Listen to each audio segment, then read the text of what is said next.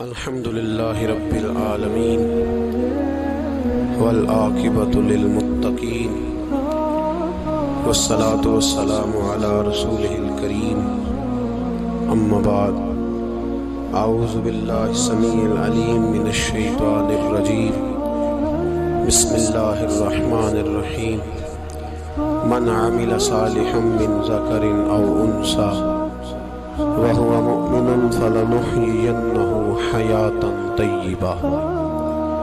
قال الله تبارك وتعالى في مقام آخر ومن أعرض عن ذكري فإن له معيشة ضنكا. صدق الله العظيم وصدق رسوله النبي الكريم. إن الله وملائكته يصلون على النبي يا أيها الذين آمنوا صلوا عليه وسلموا تسليما. اللهم صل على سيدنا ومولانا محمد معدن الجود والکرم وآلہ وصحبہ وبارک وسلم. عزیز دوستو، انسانی زندگی اثرات لیتی ہے. اچھے اثر بھی ہوتے ہیں، برے اثر بھی ہوتے ہیں. انسان کو موسم کا اثر بھی ہوتا ہے، انسان پر اس کے خاندان کا اثر بھی ہوتا ہے، انسان پر صحبت کا اثر بھی ہوتا ہے. بالکل اسی طرح انسان پر اس کی نیکی کا اثر بھی ہوتا ہے اور گناہوں کا اثر بھی ہوتا ہے. نیکی دل کو سکون دیتی ہے، گناہ انسان کو پریشان کر دیتے ہیں. نیکی اللہ کی رحمت کو متوجہ کرتی ہے. پھر حالت یہ ہوتی ہے کہ انسان اپنی ان پریشانیوں کا حل کہیں اور ڈھونڈتا پھرتا ہے. حالانکہ جب گناہوں کی بیماری لگے تو اس کی شفا توبہ میں ہوتی ہے، اس کا حل اللہ کے حضور معافی مانگنے میں ہوتا ہے، پہچاننے میں ہوتا ہے کہ مجھ سے کہاں غلطی ہو گئی، کس جگہ جا کے کمزوری میں نے دکھائی.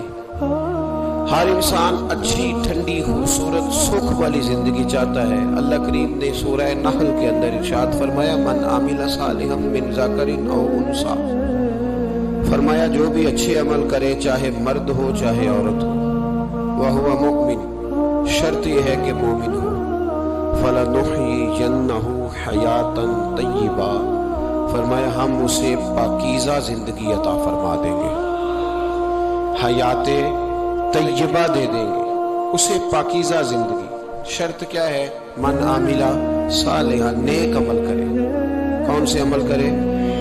اٹھنا بیٹھنا کھانا پینا چلنا سونا جاگنا محتاط ہو اس کا، وہ نیکی کرے. قرآن پاک کے لفظوں کے حسن پر غور فرمائیے گا. فرمایا فَلَنُحْيِيَنَّهُ حَيَاةً طَيِّبَةً، ہم ضرور اسے پاکیزہ زندگی عطا فرما دیں. صاف ستھری زندگی، معیاری زندگی، خوبصورت شب و روز، آئیڈیل زندگی جس کو لوگ کہیں گے وہ والی زندگی اسے دیں. اور دوسرے مقام پر سورہ طٰہٰ کی آیت نمبر 124 میں فرمایا وَمَنْ أَعْرَضَ عَنْ ذِكْرِي، جو ہمارے ذکر سے منہ پھیرے گا، جو ہمارا کھا کے چہرہ کسی اور طرف کرے گا، جو چلے گا ہماری زمین پر لیکن توجہ کسی اور طرف ہوگی، آسمان کی چھت ہماری بنائی ہوئی لیکن اس کے خیالات کہیں اور ہوں گے، فَإِنَّ لَهُ مَعِيشَةً ضَنْكًا، فرمایا ہم اسے تنگ زندگانی عطا کر دیں گے. اس کی زندگی تنگ ہو جائے گی، اس کی معیشت تنگ ہو جائے گی. گناہ زندگی کو تنگ کر دیتے ہیں، نیکی زندگی میں آسانی پیدا کرتی ہے. آپ کو اگر زندگی میں سکون چاہیے ہو تو آپ کسی غریب کی خدمت کر کے دیکھیں، اللہ کتنا سکون عطا کرتا ہے. آپ بڑے پاورفل بھی ہیں، بڑے طاقتور بھی ہیں اور بڑے باوقار بھی ہیں، لیکن کسی کو گالی دے کے آپ کا دل کبھی ٹھنڈا نہیں ہوگا، تکلیف ہوگی، اس کے اندر آزمائش ہوگی. ڈاکٹر ریسرچ کرتے ہیں، ڈاکٹر وہ کہتے ہیں گناہ کرنے سے آدمی جسمانی طور پر کمزور ہوتا ہے، لیکن وہی عمل اگر وہ بطور نیکی کرتا ہے تو اللہ اس میں اسے قوت عطا فرماتا ہے. اسی عمل میں اللہ اسے قوت عطا کر دیتا ہے. میں صرف اشارہ دے رہا ہوں، اس بات کی تفصیل میں نہیں جانا چاہتا. میرے عزیز یہ یاد رکھیں کہ نیکی آپ کو سکون دے گی، نیکی آپ کو ٹھنڈا کرے. اللہ تبارک و تعالیٰ نے قوموں پہ عذاب نازل کیا، اور قرآن مجید فرقان حمید نے ان قوموں کے تذکرے بیان فرمائے۔ بھائی کس لیے بیان کیے؟ کہ ہم عبرت حاصل کریں، ہم یہ غور کر لیں کہ یہ کام ہم نے نہیں کرنا، اس کام سے ہم نے بچنا ہے، ہم نے غور کرنا ہے کہ یہ چیز ہمارے اندر۔ لوگ کہتے ہیں نہیں جی نہیں، ہم پہ یہ عذاب نہیں آئے گا، بالکل نہیں آئے گا، اس میں شک نہیں۔ پر اللہ نے بیان کس لیے کیا تھا؟ بیان کیا قرآن مجید معاذ اللہ کسی ایسی چیز کا بیان کرتا ہے جس کی ضرورت نہ ہو؟ قرآن پاک نے ایک ایک حرف ایسا بیان کیا جس کی مسلمان کو ضرورت تھی۔ قوم نوح کا ذکر فرمایا قرآن پاک نے۔ حضرت نوح علیہ السلام کی قوم کو حضرت نوح علیہ السلام نے 1500 سال سمجھایا۔ 15، کچھ لوگوں نے 950 سال لکھا ہے نا، اعلیٰ حضرت نے لکھا 1500 سال عمر ہوئی حضرت نوح علیہ السلام کی۔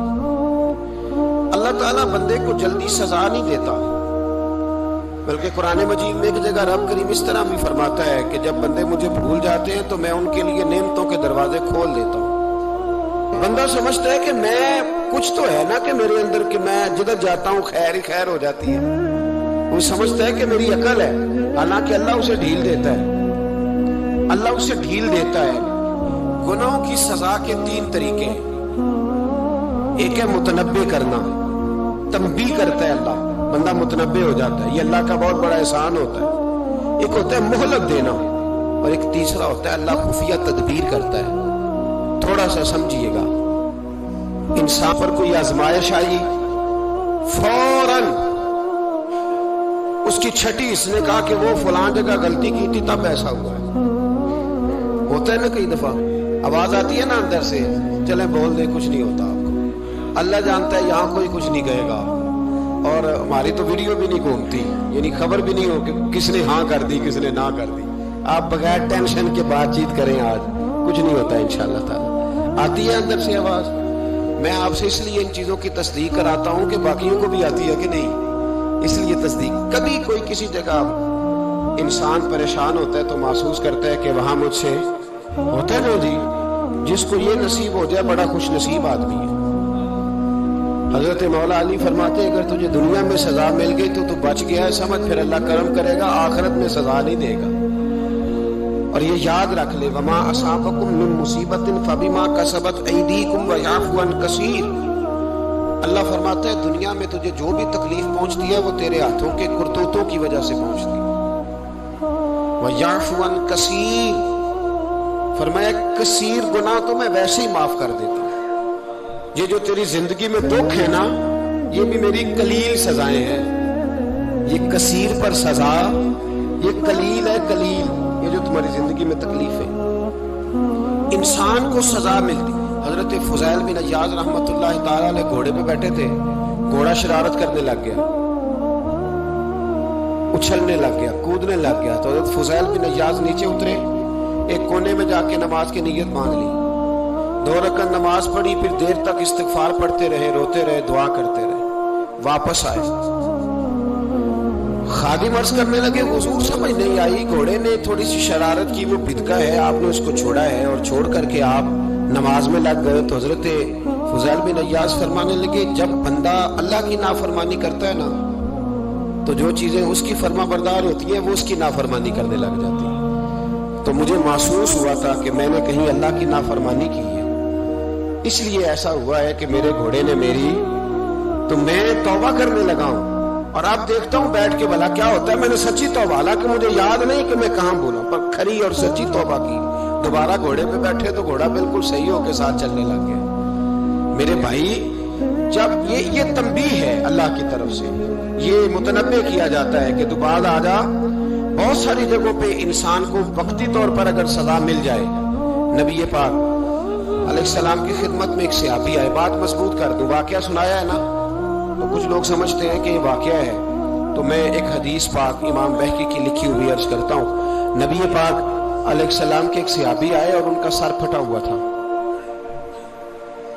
خون بہ رہا تھا۔ سرکار نے فرمایا کیا ہوا؟ عرض کی حضور ایک عورت جا رہی تھی، میری نظر پڑی، ابھی نظر پڑی ہے کہ میرے آگے ستون آ گیا تو میرے سر پہ لگ گیا ہے۔